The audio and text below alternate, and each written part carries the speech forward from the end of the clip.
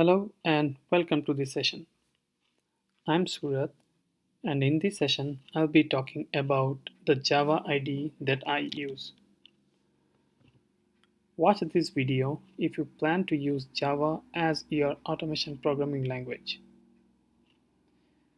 There are a number of open source and paid tools these days to run your programming language. Many other IDEs support programming languages through plugins. We have popular IDEs like IntelliJ IDEA, Eclipse, NetBeans for Java. Even though all IDE can achieve most of the essential functions, deciding which one to use early on will be helpful as you will be used to the navigation and keyboard shortcuts soon. I will not talk about all the pros and cons of each IDE.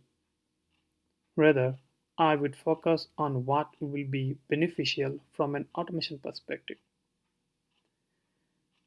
I have been using IntelliJ IDEA for quite some time now. If you do mobile automation, you may have to use an emulator or a simulator or build or modify a test app for which you may have to use mobile IDE like Android Studio or Xcode.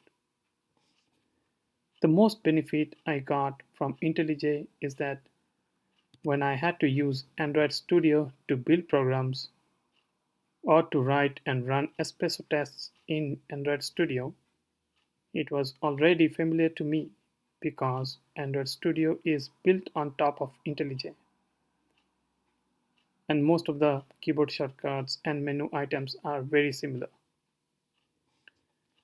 I also find version control and conflict resolution much more intuitive in IntelliJ IDEA, as can be seen in this screenshot.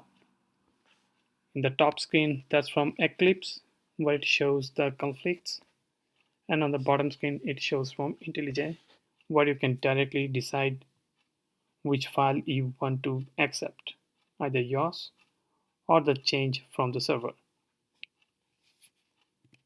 In this screen, you can see the the merge tool of Eclipse and from IntelliJ, and you can see the difference in how you can resolve the conflicts.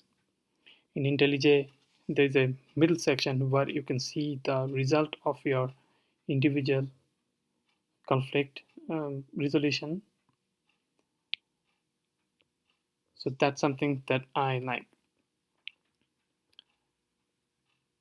The minimum system requirement posted in the respective website states higher for IntelliJ compared to Eclipse, but I found it to be not a big issue so far. Now, there is no reason to abandon the IDE if you are already comfortable with, as it is often required to adapt to changes as we go. But if you have some flexibility to select an IDE, you can weigh on the above points. Thank you.